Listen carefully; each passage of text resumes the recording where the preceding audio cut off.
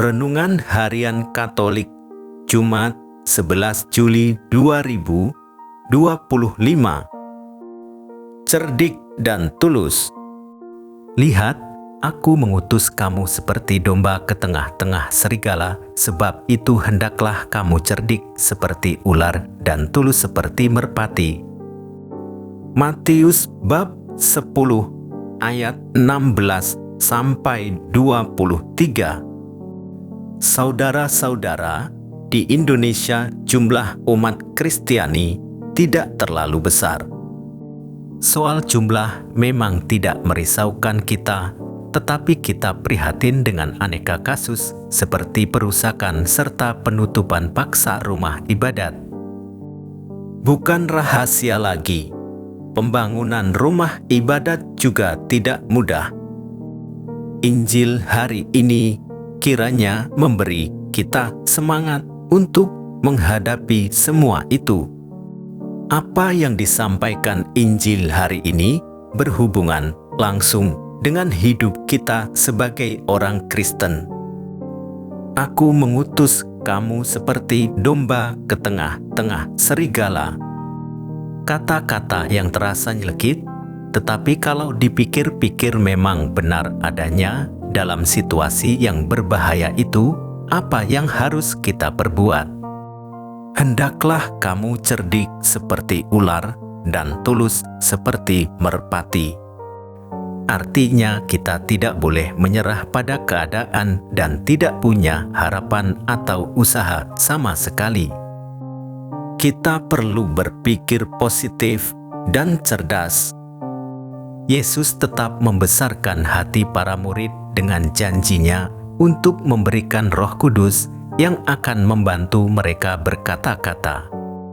Selain itu, ia juga mengatakan orang yang bertahan pada kesudahannya akan selamat.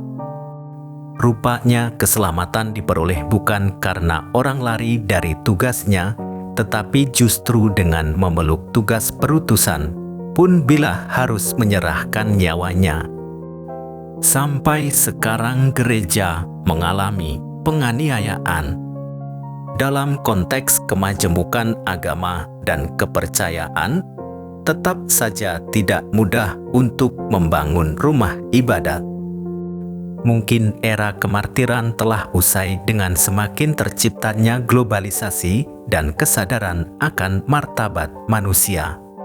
Tetapi gereja tetap berjuang agar kaum marginal, miskin, petani-petani tetap menempatkan hak-haknya untuk sebagai manusia.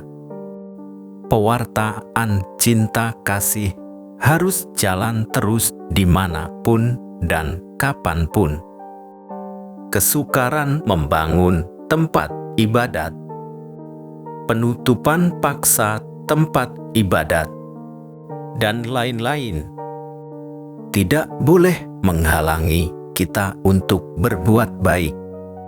Sebaliknya, hendaknya mendorong kita semakin aktif berdialog dengan saudara-saudari yang beragama lain. Dialog itu akan mendewasakan, mengokohkan, dan menguatkan kita. Dalam semua itu, yang penting adalah hati yang tulus. Semua orang senang dengan ketulusan, bukan kebohongan. Kebaikan memang harus diupayakan dengan cerdas. Yesus meneguhkan para murid-Nya agar mereka tetap setia kepadanya dan bertahan dalam penderitaan dan penganiayaan. Sebab siapa saja yang melaksanakan kehendak Tuhan, dia akan mengalami cobaan-cobaan, penderitaan, dan penganiayaan seperti Yesus. Namun, kita tidak perlu cemas. Akan datang saatnya kebaikan mengalahkan kejahatan, akan datang saatnya kita dibebaskan dari penderitaan dan penganiayaan. Marilah kita berpegang teguh pada janji Tuhan yang tidak pernah meninggalkan kita. Santo Benediktus yang pestanya dirayakan hari ini baik jika kita membaca riwayat hidupnya dapat menjadi teladan. Ketika berada di Roma, kota yang bobrok dan penuh tantangan, Benediktus tidak ikut arus. Dia meninggalkan hidup duniawi dan menjadi seorang pertapa. Ia merintis hidup yang sekarang kita sebut hidup kontemplatif yang berpusat pada Tuhan.